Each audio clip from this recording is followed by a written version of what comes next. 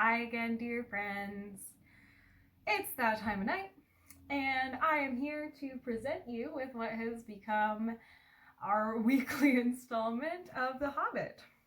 So, we're still in chapter 1. All that has happened is Bilbo had a very good morning-y conversation with Gandalf. Gandalf invited some dwarves over, and unbeknownst to him, Bilbo has been chosen to go on an unexpected journey. So, The Hobbit by J.R.R. Tolkien, Part 3. Actually, Bilbo just thought about going on adventure and got a little excited about it, and then got a little scared about it and fainted, which is fair. I feel that, Bilbo. He got up trembling. He had less than half a mind to fetch the lamp, and more than half a mind to pretend to and go and hide behind the beer barrels in the cellar and not come out again until all the dwarves had gone away. Suddenly he found that the music and the singing had stopped, and they were all looking at him with eyes shining in the dark. "Where are you going?" said Thorin, in a tone that seemed to show that he guessed both halves of the hobbit's mind. "What about a little light?" said Bilbo apologetically.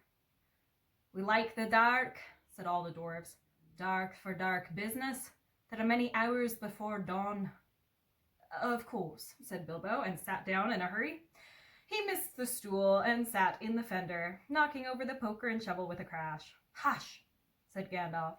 "Let Thorin speak." And this is how Thorin began. "Gandalf, dwarves, and Mr. Baggins, we are met together in the house of our friend and fellow conspirator, this most excellent and audacious hobbit. May the hair on his toes never fall out. All praise to his wine and ale." He paused for breath and for a polite remark from the hobbit, but the compliments were quite lost on poor Bilbo Baggins, who was wagging his mouth in protest at being called audacious, and worst of all, fellow conspirator. Though no noise came out, he was so flummoxed. So Thorin went on. "We're met to discuss our plans, our ways, means, policy, and devices. We shall soon, before the break of day, start on our long journey. A journey from which some of us, or perhaps all of us, except our friend and counsellor, the ingenious wizard Gandalf, may never return. It is a solemn moment. Our object is, I take it, well known to us all. To the estimable Mr. Baggins, and perhaps to one or two of the younger dwarves. I think I should be right in naming Keely and Feely, for instance. The exact situation at the moment may require a little brief explanation." This was Thorin's style. He was an important dwarf. If he had been allowed, he would probably have gone on like this until he was out of breath, without telling anyone anything that was not known already. But he was rudely interrupted. Poor Bilbo couldn't bear it any longer. At "may never return," he began to feel a shriek coming up inside, and very soon it burst out like the whistle of an engine coming out of a tunnel. All the dwarves sprang up, knocking over the table. Gandalf struck a blue light on the end of his magic staff, and in its firework glare the poor little hobbit could be seen kneeling on the hearthrug, shaking like a jelly that was melting. Then he fell flat on the floor and kept calling out, "Struck by lightning!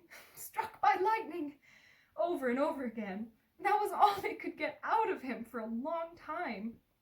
So they took him and laid him out of the way on the drawing room sofa with a drink at his elbow, and they went back to their dark business. "Excitable little fellow," said Gandalf as they sat down again. "Gets funny, queer fits, but he is one of the best, as fierce as a dragon in a pinch." If you have ever seen a dragon in a pinch, you will realize that this was only poetical exaggeration applied to any hobbit, even to Old Took's great-great-uncle Bullroarer, who was so huge for a hobbit that he could ride a horse. He charged the ranks of the goblins of Mount Graham in the Battle of the Green Fields, and knocked their king Golfinbull's head clean off with a wooden club. It sailed 100 yards through the air and went down a rabbit hole. And in this way the battle was won, and the game of golf invented in the same moment. In the meanwhile, however, Bullroarer's gentler descendant was reviving in the drawing room. After a while and a drink, he crept nervously to the door of the parlour. This is what he heard. Glowin speaking. Or some snort more or less like that. Will he do you think? It is all very well for Gandalf to talk about this hobbit being fierce, but one shriek like that in a moment of excitement would be enough to wake the dragon and all his relatives and kill the lot of us. I think it sounded more like fright than excitement. In fact, if it had not been for the sign on the door, I should have been sure we had come to the wrong house. As soon as I clapped eyes on the little fellow bobbing and puffing on the mat, I had my doubts. He looks more like a grocer than a burglar. Then Mr. Baggins turned the handle and went in. The Took side had won. He suddenly felt that he would go without bed and breakfast to be thought fierce. As for little fellow bobbing on the mat, it almost made him really fierce. Many a time afterwards the Baggins part regretted what he did now, and he said to himself, Bilbo, you were a fool. You walked right in and put your foot in it. Pardon me, he said, if I have overheard words that you were saying. I don't pretend to understand what you are talking about, or your reference to burglars, but I think I am right in believing, this is what he called being on his dignity, that you think I am no good. I will show you. I have no signs on my door. It was painted a week ago, and I'm quite sure you have come to the wrong house. As soon as I saw your funny faces on the doorstep, I had my doubts. But treat it as the right one. Tell me what you want done, and I will try it, if I have to walk from here to the east of East and fight the wild wereworms in the last desert. I had a great-great-great-granduncle once, Bull Roarer Took, and... Yes, but that was long ago, said Glowin. I was talking about you, and I assure you there is a mark on this door, the usual one in the trade, or used to be. Burglar wants a good job, plenty of excitement, and reasonable reward. That's how it is usually read. You can say expert treasure hunter instead of burglar if you like. Some of them do. It's all the same to us. Gandalf told us there was a man of the sort in these parts looking for a job at once, and that he had arranged for a meeting here this Wednesday tea time. Of course there is a mark, said Gandalf. I put it there myself, for very good reasons. You asked me to find the 14th man for your expedition, and I chose Mr. Baggins.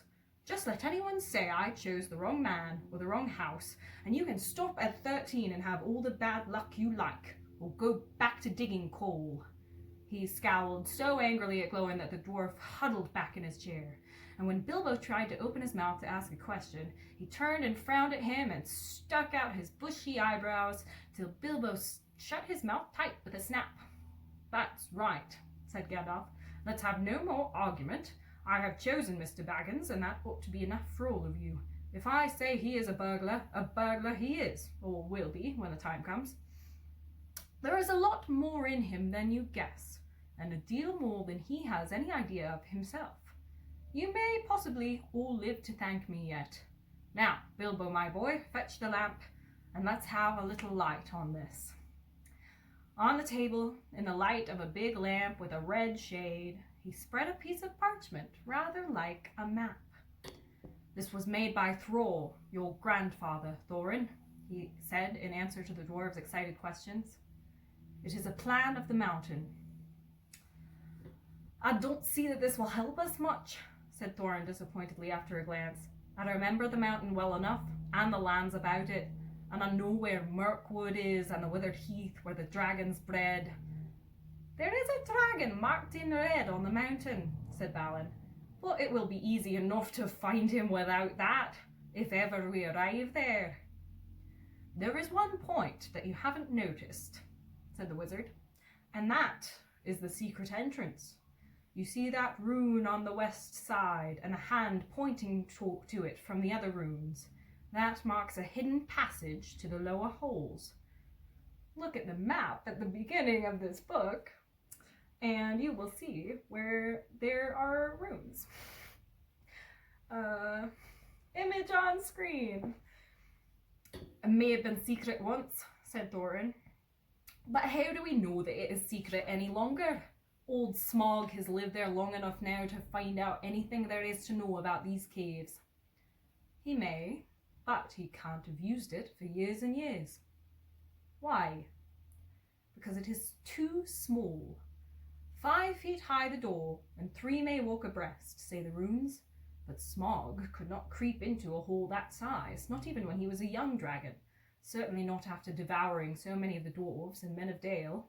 It seems a great big hole to me, squeaked Bilbo, who had no experience of dragons and only of hobbit holes. He was getting excited and interested again, so that he forgot to keep his mouth shut.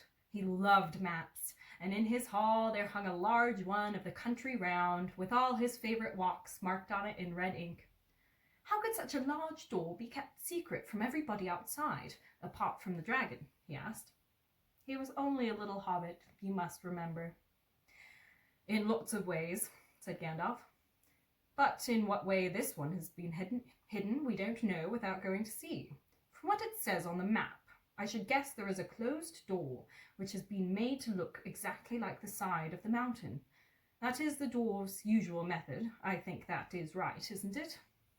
Quite right, said Thorin. Also, went on Gandalf, I forgot to mention that with the map went a key, a small and curious key. Here it is, he said, and handed to Thorin a key with a long barrel and intricate wards made of silver. Keep it safe. Indeed I will, said Thorin. That was a weird accent. Indeed I... You guys, this is hard. I don't know how audiobook readers do it. Maybe they're actually British. Indeed I will, said Thorin, and he fastened it upon a fine chain that hung about his neck and under his jacket. Now things began to look more hopeful. This news alters them much for the better. So far we have had no clear idea what to do. We thought of going east, as quiet and careful as we could, as far as the Long Lake. After that the trouble would begin. A long time before that, if I know anything about the roads east, interrupted Gandalf. We might go from there up along the river running, went on Thorin, taking no notice, and so to the ruins of Dale, the old town in the valley there, under the shadow of the mountain. But we none of us like the idea of going through the front gate. The river runs right out of it, through the great cliff at the south of the mountain, and out of it comes the dragon too, far too often, unless he has changed his habits. That would be no good, said the wizard. Not without a mighty warrior, even a hero. I tried to find one, but warriors are busy fighting one another in distant lands, and in this neighbourhood heroes are scarce, or simply not to be found. Swords in these parts are mostly blunt, and axes are used for trees, and shields as cradles or dish covers, and dragons are comfortably far off, and therefore legendary. That is why I settled on burglary, especially when I remembered the existence of a side door. And here is our little Bilbo Baggins, the burglar, the chosen and selected burglar. So now let's get on and make some plans. Very well then, said Thorin. Supposing the burglar expert gives us some ideas or suggestions. He turned with mock politeness to Bilbo.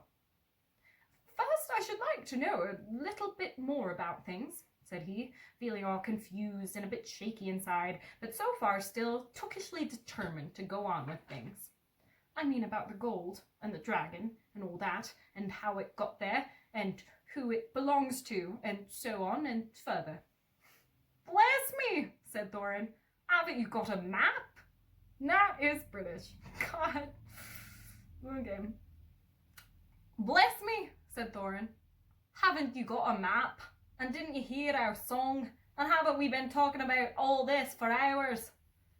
All the same, I should like it all plain and clear, said he obstinately, putting on his business manner, usually reserved for people who tried to borrow money off him, and doing his best to appear wise and prudent and professional and live up to Gandalf's recommendation. Also, I should like to know about risks, out-of-pocket expenses, time required and remuneration and so forth, by which he meant, what am I going to get out of it? And am I going to come back alive? All right. Well, I think we'll stop there for tonight, which means next week we may get on to chapter 2. Thanks so much for joining me as always, and I will see you soon. and miss seeing your faces in person. Hope you're doing well. Yeah, have a great night.